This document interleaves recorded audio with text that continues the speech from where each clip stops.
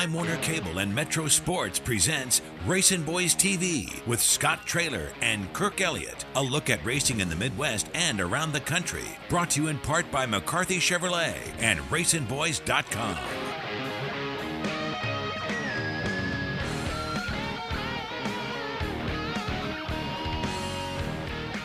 Welcome to another edition of RacinBoys TV here on Time Warner Cable's Metro Sports.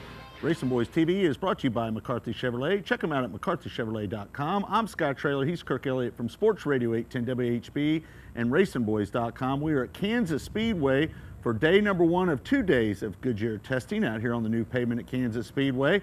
Lap times not quite where we thought they would be in day number one. Look for those times to pick up as the 2 days of testing goes on. But right now we're at about a 31 flat. The current track record at Kansas Speedway is 29.85, set in 2005 by Matt Kenseth.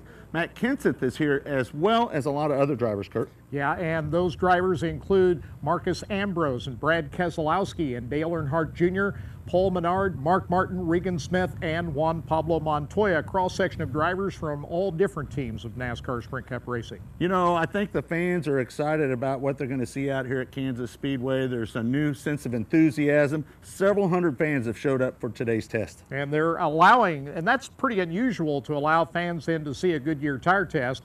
But in both days, they're allowed in all day in a certain section of the grandstands. They're all enjoying themselves. The weather is great out here. It's still summertime in Kansas City. Pat Warren and Chris Swartz thinking about the fans and always taking them into consideration when things are going on out here at Kansas Speedway. Well, let's step back to last weekend, Kirk. The NASCAR Sprint Cup Series was at Bristol. And I don't know what you think. Denny Hamlin comes home with the win. I'm a little blown away by what happened at Bristol, to be quite honest with you. If you look at the surface, Bruton Smith ground the top of both ends of the racetrack, hoping that the drivers would use the bottom and the second groove to get around Bristol, kind of get back to the old tradition of beating and banging at Bristol Motor Speedway, but it kind of backfired on him a little bit. It was still good, but the groove was at the top and not at the bottom. Very surprising. I don't even think Bruton Smith expected that, but when they ground it down, it took on more rubber up on the high side. That's where the grip was at the racetrack. And who would have thought that you wouldn't be able to pass on the bottom of the racetrack? Everything was up high, but there was still a lot of bumping and banging going on. A lot of the drivers did not like it, but many of the fans walked out there, and a large crowd, probably the largest crowd they've had at Bristol in quite some time, were all walking out of there pretty pumped up about what they saw. We saw some of the old Bristol back. Yeah, I was pretty pumped up as well. You know what it kind of reminded me a little bit, Kirk, is kind of like a dirt track when the bottom goes away, and guys were almost doing somewhat of a slide job to get into position. You know, everybody was holding their line nose to tail as they went through the corners, but if there was a little opening in there, they'd run it in real deep in the bottom and kind of slide up and try to drift in front of the guy. Kind of a little bit of dirt track. And Matt Kenseth and Tony Stewart got after it a little bit, and Tony Stewart throwing his helmet. What do you think about Tony? Was that really real that you were feeling right there when you played to the crowd? I think Tony was upset. I mean, if you look going into last weekend, 9th in points, it's very possible that he could fall out of the top 10 in points and have to lean on his wins to make it into the chase for the championship. But still, I think the little woo-hoo with the fans at the end was a little made up. But a lot of drivers, Danica Patrick, her problem that she had with Regan Smith, as well as Ken Schrader also had a problem with a driver out there on the track as well, so we saw a lot of finger pointing. I think that's what a lot of the fans were missing, a little bit of that emotion coming out of these drivers, and more yellow flags than we've seen in a long time at the fastest half mile. Well, as we do each and every week in segment number one, it is time for the RacinBoys TV highlight. At Lakeside Speedway last Friday night, thrilling finishes in all four classes, including factory stock, where Marshall Jewett wins by a car length. Big mess in the B-Mod main. No fewer than 8 cars involved in this one, including Terry Bruner, championship contender Nick Newton, and last week's winner Tim Billings. Jake Richards powers to the lead early, but here comes Mike Higley from the 10th starting spot. Richards on the high side hangs on for his first Lakeside win in 8 years. We went to the bottom to get to the lead, and I was running around there on the bottom, and we had a yellow, and my dad come down and told me I needed to move to the top because Higley was up there flying. So we went up to the top, and we were pretty good up there, but he was able to get underneath us, and we were just lucky enough to be able to pull him out at the lines. No shortage of action in the Grand National feature. Watch Darren Kling in the red 30 and 42 Tim Shields slip through these spinning cars. Shields leads most of the way, but with less than 2 laps to go, couldn't avoid Sam Schuler Jr. Gary Donaldson and Kling were left to fight it out. Kling wins his 4th of the year as Donaldson slides backwards across the line for second. Yes, it's a big win. I lost a very close childhood friend. You know, we grew up neighbors. Had a tragic death Wednesday. So this tribute, you know, and this wins to you, Josh Williams. We miss you, buddy. Scott Crystal and Tim North Jr. lead them down for the start of the modified main, but it's Matt Johnson in the 16S taking command from the 3rd starting position. Here comes Nick Benninger pulling alongside the leader out of turn 2. Into the lead he goes, and he never looks back, capping off a devastating final few laps and his first feature win for John O'Neill Jr. Racing. Yeah, I made a bunch of mistakes early in the race and kind of put us behind the 8 ball. Just started being patient, let the car do some of the work, roll it into the corner and get back in the throttle, and it took off. That was all the car right there at the end. I just had to guide it. We want to congratulate all the drivers out at Lakeside Speedway for some fantastic action last Friday night. When we come back, we're going to visit with some of the drivers that are testing out here at Kansas Speedway. Okay, let's choose up. I'll take Jamal and Tutal. You can have Chubbs and Skippy. Let's go. My ball. Okay, but you got skins. Not a good negotiator? You don't have to be a good negotiator at McCarthy Chevrolet. McCarthy guarantees the lowest prices on a new Chevy or we'll pay you $10,000. We guarantee there's no need to shop anyplace else. McCarthy Chevrolet, I-35 and Santa Fe, Olathe. In ancient times, hordes of people gathered to watch gladiators battle to achieve victory and honor. Some things never change. See the toughest competitors of the NASCAR Sprint Cup Series do battle at Kansas Speedway. Tickets for the Hollywood Casino 400 on October 21st start at $64, and we have more pricing options than ever before. Bring your own cooler, and parking is free. For tickets, call 866-460-RACE or visit kansasspeedway.com. Welcome back to RacinBoys TV here on Time Warner Cable's Metro Sports. Don't forget, RacinBoys TV is brought to you by McCarthy Chevrolet. Check them out at McCarthyChevrolet.com. Day number 1 is just about in the books. We were just down in the media center a few minutes ago, and some of the drivers told us what they thought of the new pavement here at Kansas Speedway. We can't really work on the balance of the cars, and we're still probably a second away from the speeds we're going to be running in the race or in the last few practices prior to the race. So, you know, which is no main concern. You know, it's kind of typical how these things go when you repave a track, and we're going to run as much as we can and try to help Goodyear as much as we can. I know a lot of guys are on different tires, trying different things, trying to find a package that's going to be good and be, you know, that marries well with the track, and you know, just kind of got the first day out of the way and ready to go to the hotel, think about it, and come back tomorrow. I think it is somewhat wiped out with the additional testing that everybody will be able to do.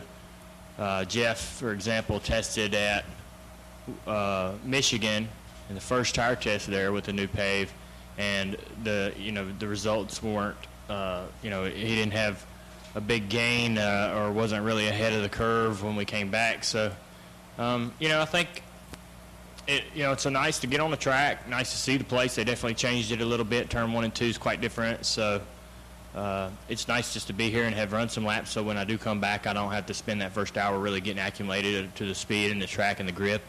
I'll feel a lot more confident, I think, going out the first practice than most guys will. But after that first day, it pretty much evens right back up. The banking, yeah, we'll add speed to a racetrack, but the pavement's just brand new, really grippy. We qualified, I think, at a 30-60 last time, and just at 29.85. Well, we ran a 29.90 right before we quit today in race trim, so we're quite a bit quicker just due to the surface being new. But yeah, the corner 3 and 4 feels the same to me. I don't know that they really did a whole lot down there to the track, but 1 and 2's definitely got more banking, real similar to Las Vegas, and should really, be a fast little racetrack once we get some rubber down. I'm not sure that it's going to be too big a deal. It's kind of nice that it's hot because the tire we're using is quite hard, and it seems to like the heat. You know, when the track's hot and the heat comes into the tire, they kind of work well together in the temperature that we're having today. when a tire's as hard as the one we're using today, when you go to cold temperatures, it takes a while to really get the car to come in. It takes a while for you to build trust in the tire. So, but it'll be, I think, it's not a big deal today, but yeah, when we come back here, the cooler temps, hopefully, not a whole lot's gonna change. I don't think it will. Yeah, I don't know. I've been doing pretty good on the repaves. I think I like the tires. The harder tire seems to suit me or something like that. I've really turned around how we run at Pocono by repaving that track. We did really well at Michigan this year. All the repaves, except for the exception of Phoenix, for whatever reason, I've really liked them. So I like this place. Got good speed today. Feel comfortable with the car. I liked the track before, though. I mean, it was really a lot of fun, real wide, and you could really, use up the whole racetrack.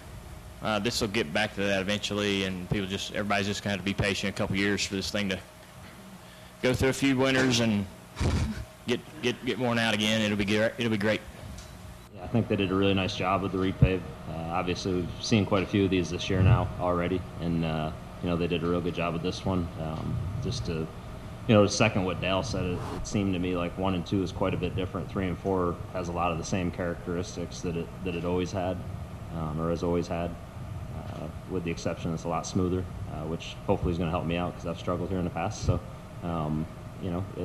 everything's good so far. I mean, I think they did a really nice job repaving. I think as drivers, none of us are huge fans of repaves, just because it's difficult, especially when you're the first ones on the track. It's always the cars are real skittish and feel like you're going to wreck every lap and all that. But by this afternoon, echo kind of what Regan said, the cars got a lot more comfortable, got a little rubber on the track, and you felt a lot better. Their speeds picked up. It seems like you could learn a little bit more. So as far as the job they did, I think the reconfiguration is nice. I think the repave is awesome.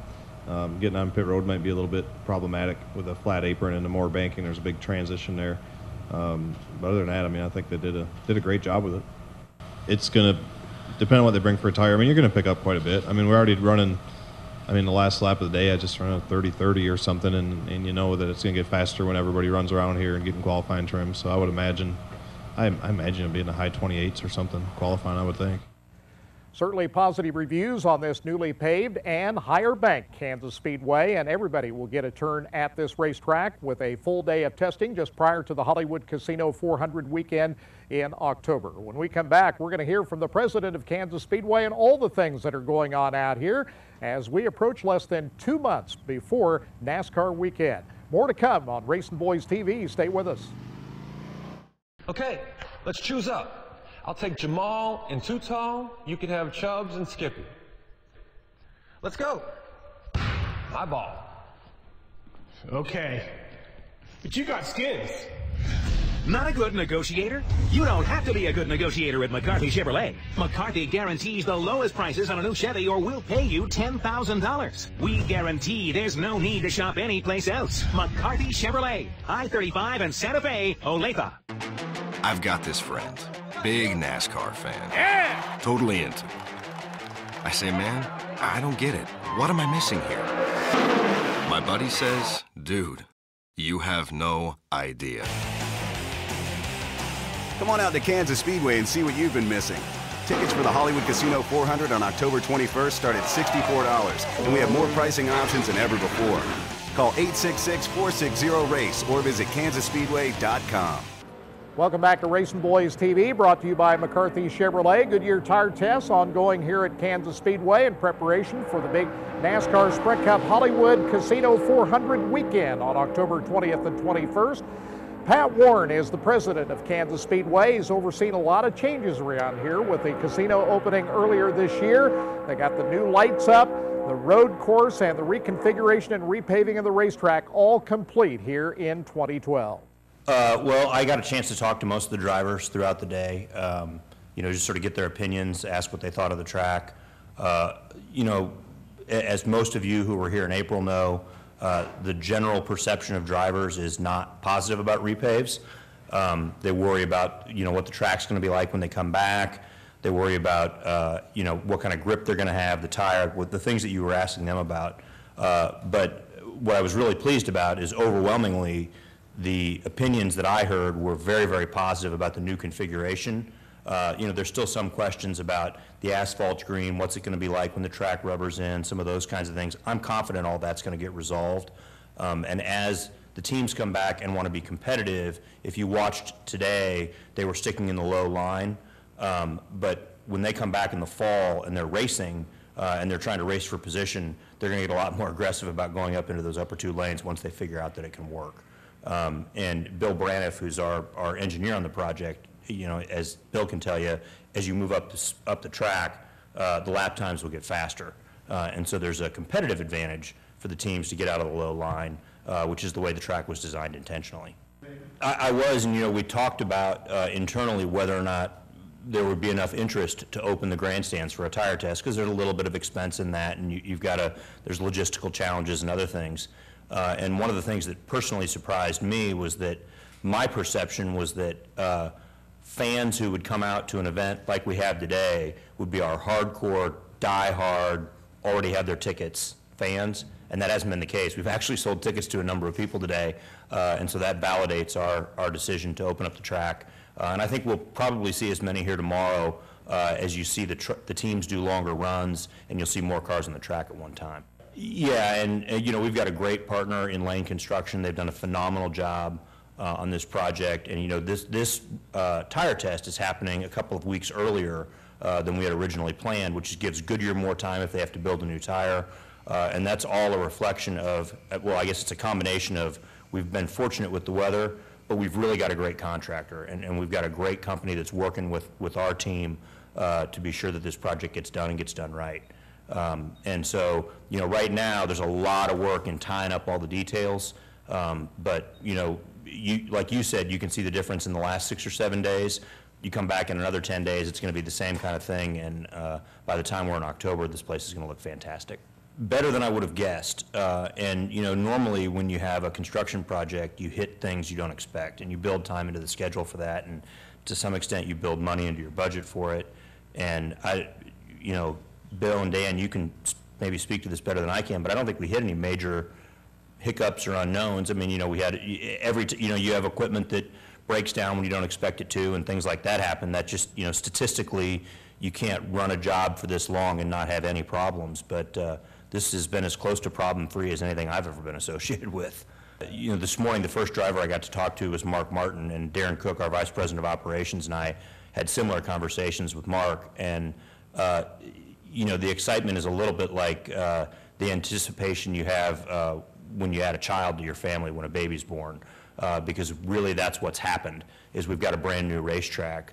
And it's also, the similarity goes beyond that excitement in that there are some things we don't know yet. We're very excited about it. We know that everything has come out well. We've got a healthy baby, but we still don't know what this is going to become over the long term. And that's part of the excitement and part of the fun of racing, is that in the next 5 years, this track is going to change from what it is now. It's going to be great on day one as a newborn, but it's going to be great when it's 5 years old too. Always changes going on here at Kansas Speedway. Can't wait to see what's next over the next few years. When we come back, we're going to talk to some die-hard race fans out at Lakeside Speedway. When RacinBoys TV continues, stay with us. One of the main reasons for poor vehicle performance is a dirty fuel system. It can cause decreased fuel economy and actually do harm to your engine over time. By adding Lucas fuel treatment to your vehicle, it cleans and lubricates the entire fuel system, pump, carburetors, fuel injectors, and valves as you drive. It also improves your vehicle's performance. It's a non-solvent product designed to protect both gasoline and diesel engines. Lucas fuel treatment. It works. Welcome back to RacinBoys TV here on Time Warner Cable's Metro Sports. Don't forget, RacinBoys TV is brought to you by McCarthy Chevrolet. Check them out at McCarthyChevrolet.com. If most people are familiar with the history of the old Lakeside Speedway, which was built back in the 50s, they would know that that racetrack had a unique fan experience in turns 1 and 2. They had 3 tiers of parking. You could come in early, you could barbecue, you could watch the races. It was a great time at the old Lakeside Speedway. When they decided to tear down the old Lakeside Speedway for the dog track and move it over to Walcott off of 5 Highway, the one thing that they wanted to bring from the old Lakeside Speedway to the new Lakeside Speedway was terrace parking. They only have one tier of parking at the new Lakeside Speedway, but the fans are just as enthusiastic. Myron and Chris with Creative Concrete, they have a cooking, they competition cook, and their company's called Turn 2 Crew Barbecue. Told him I had this trailer, and he said bring it out. So I bring it out. We've got a hood on it now, another little racing hood. We needed an awning. We're a little hot over here in the afternoons. Right. So I went out in the yard, grabbed the awning off the motorhome, put her on the Turn 2 tower. Yeah. Well, whenever we first built it, we built it for Kansas Speedway infield. Yeah. Right. We needed something with a staircase and handrails, and I had a lot of this stuff in the yard, and told everybody I could build it, and they said build it, and there it is. That's our own porta potty. We rent that. Yes, it is. Yeah, we rent that. That's for girls only. If you've been here before, you know what the door says. Yeah, that's right. And yeah, there's a mirror in there for the girls and some. Really? Oh yeah, the hand cleaner and the light, and oh yeah, they can stay dolled up while they're watching the dirt race. We'll have 20, probably 30 sometimes up there watching. Randall Jones, he owns the next 2 spots, and my wife Kim comes out. My kids, they work over at the concession stand. We started coming out, went to the old dirt track, the old Lakeside when I was a child, and it's all kind of evolved over time and set the standard for the hill. Yeah. Got to have a hill. People come over from the stands early on this year and just wanted to get up on the tower and look before the races even started and see what the view was, and they said it was spectacular. I think us and Terry Wattler are about the closest to the track. Competitive barbecuing, Turn 2 pit crew. You know, everything is based around racing and everything we do. This is our spot here. We do a lot of concrete for Mark out here and try to help keep with the upkeep of the track, and did a lot of cleanup out here after the flood and things like that, just to help out. We barbecue out here every Friday night. We feed the officials a lot, just about every Friday night. They're always talking about us, Creative Concrete, and we always wave at the crowd. And we like it when everybody comes down, and you know, it's just like a big family down here. Everybody always comes down and watches the races with us and enjoys the view from the trailer. And this is, like I said, Creative Concrete spot. And like I said, we just share with everybody. Everybody, you know, me and Myron cook just about every week out here for everybody. And you'll notice a lot of times you're supposed to have 8 people in a spot, but you'll look over here and there'll be 50 people down here, and there won't be nobody in 3 or 4 spots away from us. You know, everybody's down here. You know, it's the best view in the house. Even the flagman says it's better than one he's got. Yeah, we'd come out right before the season started and help clean up everything and help the Christies get everything painted up on the track, and did a lot of cleanup of mud and just cleaned up the pits and all the corn stalks, and tried to get this place cleaned up spiffy for all the fans to come out and watch the racing, because like I said, we're all just a family out here. We love the racing, and you know, it's great. Mark lets us kind of have free roam out here. He let us pour all this concrete and lets us keep our trailer here. You know, we do a lot of things for him, and it works out. We really like Mark, and he takes good care of us, takes good care of the track. And barbecue, of course. We do brisket and pulled pork. We make a Philly cheese sandwich with brisket. It's really good.